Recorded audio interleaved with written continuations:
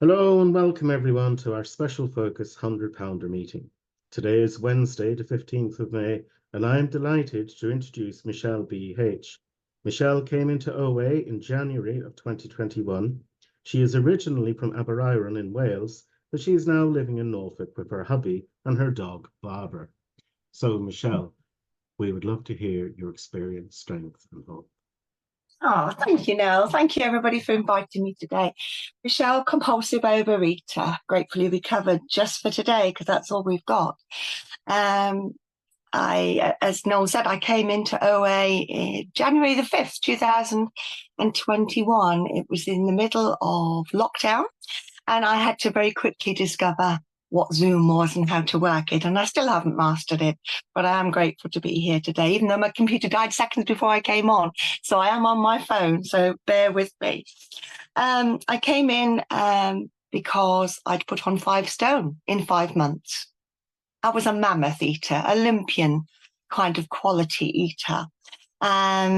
And this meeting was my first meeting, and this was where I found my first sponsor. So it's very, very close to my heart. So whenever I get asked to share, I always agree because I owe my whole recovery to this meeting, this first one that I came to, and also my sponsor.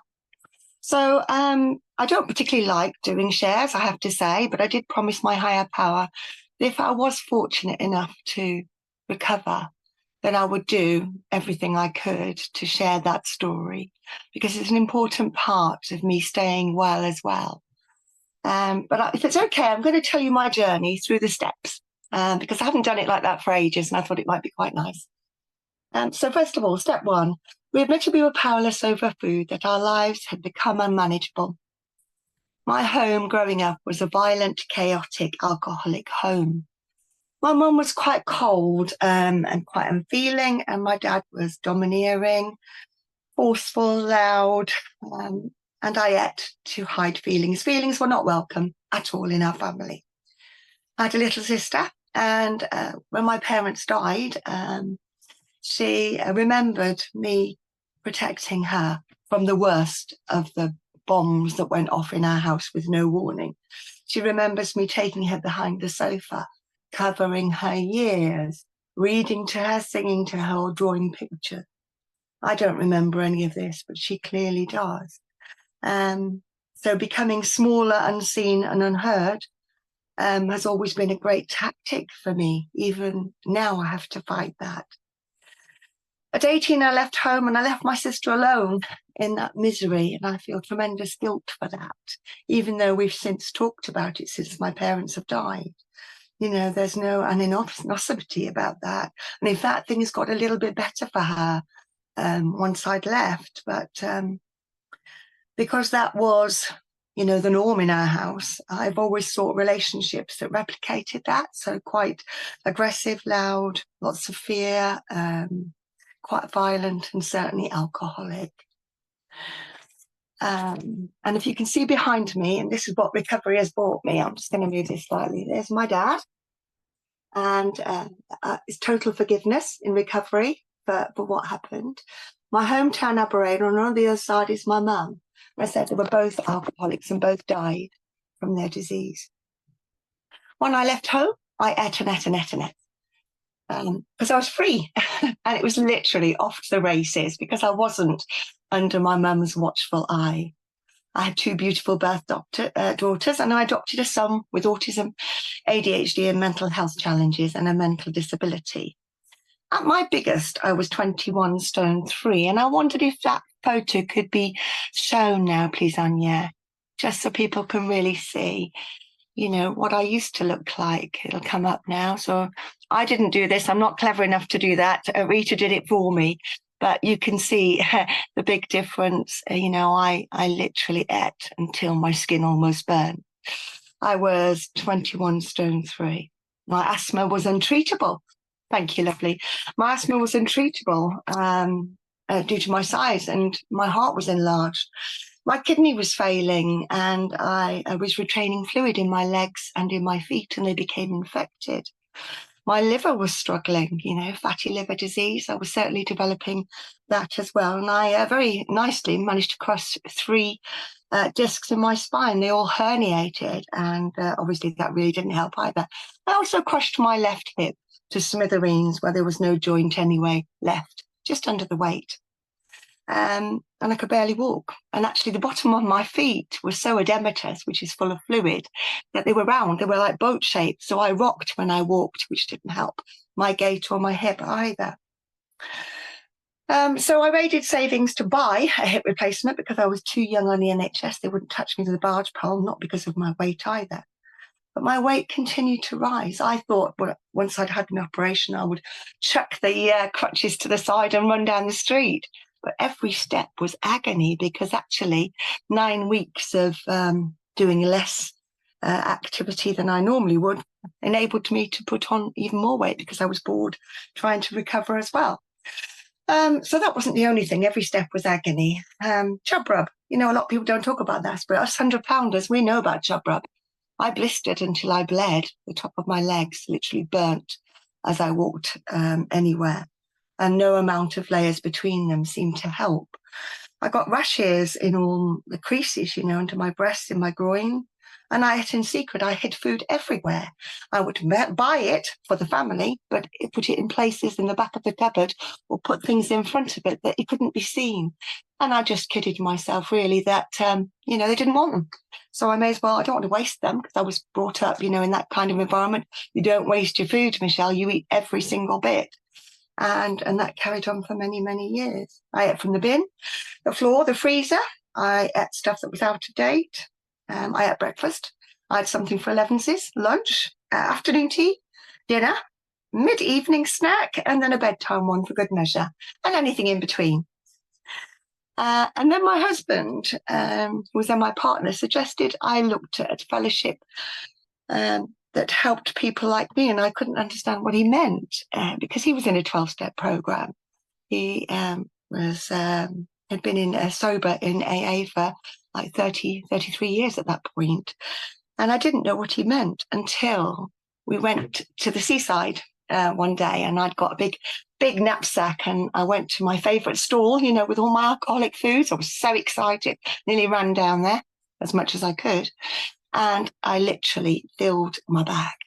And I said to him, "Are you having anything?" He said, "No, there's enough there." I said, "Okay, that's fine." So I paid for them, and off we went. And when we got back to our accommodation, I tucked in. And he said, "Could I have some of those?" Now, compulsive overeaters don't share well, do they? I said, "What? You can't have any of mine. These are mine. I asked you when we were there, did you want anything? These are mine." And he laughed. And then he realized I was deadly serious. And at that point, did he realize that I really had a problem with my alcoholic foods. I was quite dishonest in my life at that time, so I lied. "Everything's fine. Everything's okay. I'm okay. I'm great, thanks. How are you? I'm a normal size." I sought out people who were bigger than me. Always. All my friends were much bigger than me. And it wasn't easy to find people that were bigger than me, I can assure you. But that enabled me to pretend that I wasn't big. And you can see from the photographs, I was very big. I used to hide food. I used to hide my eating. I used to eat before I used to go out, eat when I went out, just pick up food and then eat when I got back. And I was so busy. And the busyness, literally, if you looked at my diaries from a few years ago, there wasn't a moment's breath between any of it, because I didn't want to feel. If I stopped, I would be made to feel, and that was just too dangerous. I used to kid myself that I was in control, but actually I was controlling. I was always herding the family together. I helped run an animal rescue. I was needed. I was a midwife. I was needed and really deep in the community. But I became controlling because I was completely out of control. My food was completely out of control. Step 2, came to believe that a power greater than myself could restore me to sanity. Wow. Linking God with food was a challenge. I'd always believed that there was a God. My higher power is God. And I couldn't believe that my insanity around food in my life, because until I'd actually stepped into step 1, I had no idea how insane my life was. So I decided to start quite simply, just by saying thank you after each time I shopped for food, prepared food, ate food, washed up after it, just gently thank you, thank you. And eventually I forged what I couldn't see, that bridge between God and food. And I forged that. Just simple thank yous. And I knew the prayers that I grew up with. My parents were both atheists, but I used to go to church as a child, and I learned all the prayers then. So I started remembering those and starting those, and then I added to them, praying for family health, happiness, asked for help for my disease, asked for, help with every part of my life, which was completely unmanageable. And I started to trust step 2, that actually, I could be restored to sanity if I just trust and let God take over. And I didn't know what that looked like, because I'd only ever known insanity and chaos. I'd always used God in the past a little bit like a genie in a lamp. A genie, you rub your lamp, you ask for something for yourself, and boom, it happens. And I couldn't understand why I wasn't getting what I wanted. It was more about control, manipulation. At 14, and I'm jumping back a little bit here, I was singing in the church choir. I went to church because I found happiness there. I found love. I used to watch other people a bit like a puppy, a German Shepherd with one ear up and one down, thinking that, what are people doing? They're actually being nice to each other. People are being nice to me. Families are being nice to each other. Or I didn't get it.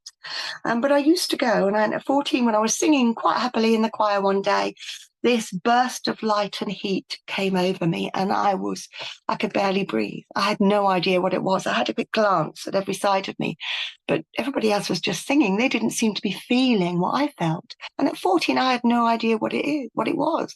I was really scared, but I just felt a cloak of warmth and light and love and support and all of those feelings that I can't describe. And now, I can remember the tears falling, but I had no idea why. And that's what I can imagine was my spiritual awakening then. Yes. So, step 3. Yeah, let's go to step 3. I made a decision to turn my will and my life over to the care of God as I understood God. So what would my life look like if I handed it over? Would I be able to choose things in my life? Could I choose this jumper or my red one? What did that look like? I had no idea what that meant. I'd always run the show through manipulation, coercion, persuasion, leadership, whatever. So this step has taken a bit of fine-tuning, really. I had to first concentrate on trusting God with my whole life. That took some time, and my interest at all times as well. And even though it might not feel like it, I knew he was working for me, even though it wasn't going the way that Michelle wanted. I had to trust that God had the bigger picture, and that I only knew a tiny slice of the whole picture. I wasn't asked, what do you need me to do today? That's what I started. Really simple. This program asks us to keep things simply. What do you need me to do today? Can you help me with whatever you need me to do? Can you present opportunity? Thank you, lovely. And why am I here? I didn't know why I was here, why I was in the fellowship. What did he want from me, and how to navigate the day, and I used to ask God to please help me to be patient, understanding, kind, loving, tolerant, accepting, and being present for others, because it didn't come naturally for me. I believed I was quite a kind and gentle person, but actually when I really looked at my behaviours, it was all about manipulation. And today, if I use these attributes throughout my day, I know that I won't cause harm to others, and I can live well and considerately. And certainly, so far it's working for me. I don't always get it right. I cock up constantly because I'm human and full of flaws, and that's okay. It's all a learning opportunity for me. I need reminding several times a day to hand my will back, because I can take it back in a heartbeat. So I do it. That 3rd step prayer is just so easy to remember. So it's like a tug of a war sometimes. Sometimes God wins it and then I take it back. But as long as I remember, then I'm happy to hand it back, because everything goes pear-shaped when Michelle's in the driving seat. My pause button. Oh my goodness. If you've heard me share before, you know my pause button is the most important button that I have. I didn't even know I had one. And it's so useful because it allows me to breathe and not retaliate and not defend and not snap back like a serpent or a viper. I can pause, I can breathe, I can ask peace, quietly for help and just stop and then think before I do anything, before any unkind words come spilling out, because I don't want that for me anymore. I don't like it when it happens to me, and I don't want it to happen to anybody else. Step 4. Oh, I dreaded step 4. Made a searching and fearless moral inventory of ourselves. I dreaded it. I heard horror stories about it, and I faffed around for ages until my wonderful sponsor said, Michelle, enough. Sit down, get on with the damn thing. So I did. And I was relieved that when I put it on paper, it wasn't as bad as my head told me it was. I was like, okay. I mean, it's pretty grim. There was some pretty grim stuff there. But what was underneath it all was fear of rejection, abandonment, and confrontation, which would go hand in hand with my childhood. And to know that, it was like, oh my God, of course. It was that amazing light bulb moment. I finally had answers, and my defects of character, of control, manipulation, persuasion, stubbornness, all of that was all fear-based. And, I've done some really shameful things in the past. I had an affair while I was married once because I needed validity, I suppose, that I was wanted, and, despite me getting bigger and getting older. And I've also, I've not always been present for my children growing up. The food seemed, more important, which is a shameful thing to say, but it was my whole life. That is my truth. And I'm making amends to them, living amends now, and life is so much better now. Step 5, admitted to God, to ourselves, and to another human being the exact nature of our wrongs. I was afraid my sponsor would be ashamed of my actions and feel disgust for me. I thought that she would run for the hills and say, that's it. I thought I knew you. I don't. I'm off. But she didn't. She really didn't. She was amazing. First of all, before I started, she assured me whatever I would tell her, she'd done it with bells on and worse. And then she told me something about herself. And then off I went. She didn't interrupt me once. She didn't ask me any questions. She just listened and loved. And I felt relief that part of my life was dealt with, was over. And I could be free of my imperfections and poor choices and poor decision making and all of that. It was a real special time for me. Yeah. Step 6, we're entirely ready to have God remove all these defects of character. Well, was I ready? How would I be? Would anybody know me? Would I still look the same? Would I sound the same? I was really scared that I'd become boring. I mean, I'm a bit of a boring bird anyway, but, I just thought I'd be much more boring than I am. And luckily that hasn't happened, because one of the worst defects I have of character is selfishness. And actually it's selfishness that's kept me in the program. My stubbornness, my selfishness has kept me turning up, doing all the things that I need to do to stay well. So, even character defects can bring up some positive things, qualities and attributes. Step 7, I humbly asked him to remove my shortcomings. Well, this was a hugely emotional experience, asking God to take away my defects of character, leave me with some that were useful, obviously, because that's what the Step 7 prayer asks us to do. And I say it daily, and I mean it daily. I don't believe that my character defects have gone anywhere. I don't believe that they ever... Thank you, darling. I believe that they haven't gone anywhere. I don't believe they will go anywhere, but I believe that they become less powerful, and maybe the positive parts of me become more powerful than the defects. Step 8, I made a list of all persons I'd harmed and became willing to make amends to them all. That was easy. Make a list, right? Make a list. Anybody can make a list. I spent my life organising my life with lists and diaries. But actually, the realisation when I made that list that I have to deal with that list was a little bit scary.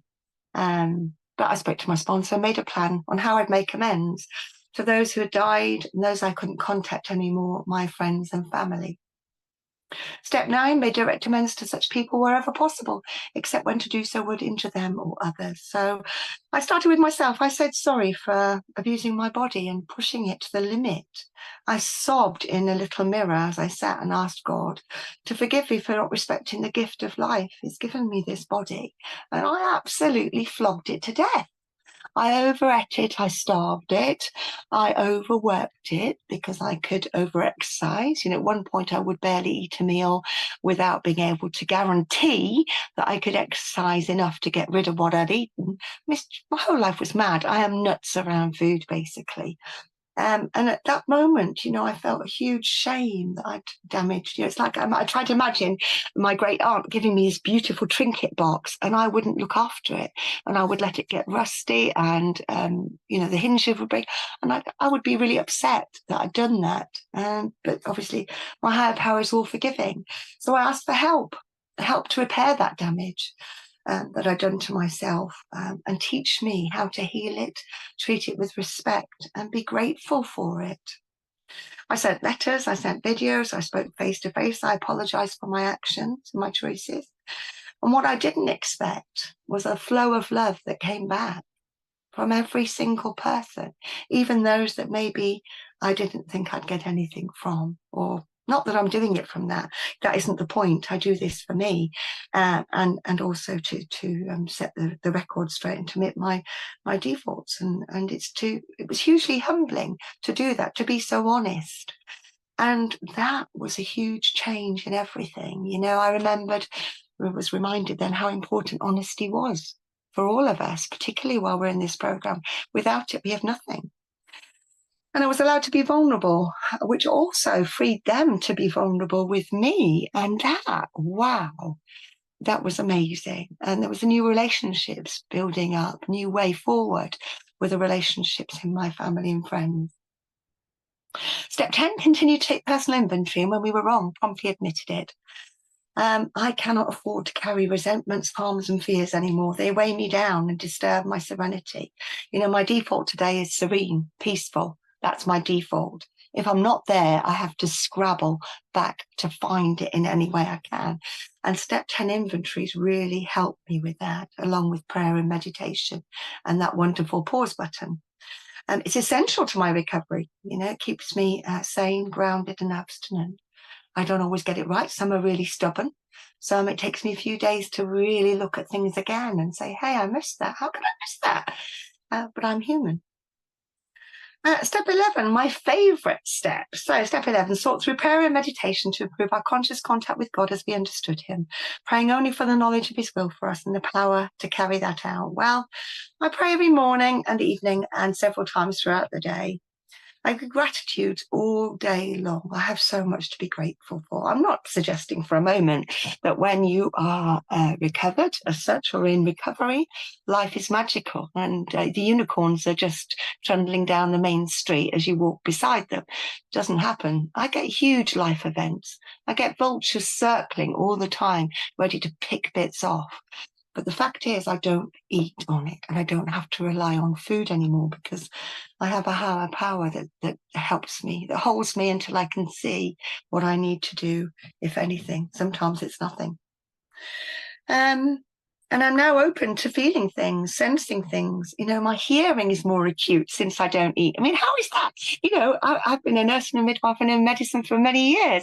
There is no link, but there really is a link. I can hear, I can see, everything tastes better. And I noticed things that I didn't before. I noticed the bird sound. I noticed the green leaves, the different greens on one bush. I notice, the ebb and the flow of the tide when I go paddling with Barbara, my dog, and it's good. It's really good. Thank you, lovely. So with regards to my meditation, I'm really pants at meditation. I'm going to speed up now. I'm really pants at it. I do my best and good is good enough. I can only do a few minutes at a time, but I can do it through many ways. It doesn't have to be just sit there in a dark room with a candle. I can do it through music. I can do it through quiet. I can do it through guided meditation. The most important thing is that I keep trying and I'm doing the best I can with that. And I do a daily meeting every morning to revisit my step 1, 2, and 3. me, remind myself, hey, Michelle, you've woken up a compulsive overeater again. Oh, shucks. But I need to take my medication, which is my program. I'm powerless. I'm a compulsive overeater, always and will be. I'm powerless. I can't. God can. So I better let him do it, because actually, I've written it down here somewhere. Thanks, Michelle, but I don't need your help today. Okay, so I do service, connection with others. I try and outreach at least 2 or 3 times a day. I participate in meetings when I can, and I do pray and meditate every single day, even if I find it hard. Step 12. Having had a spiritual recovery as a result of these steps, we try to carry this message to other compulsive overeaters and to practice these principles in all our affairs. I'm trying hard to promote recovery to other compulsive overeaters. I ask God to help me shine and glow recovery so people can see and feel it and ask me how I got it.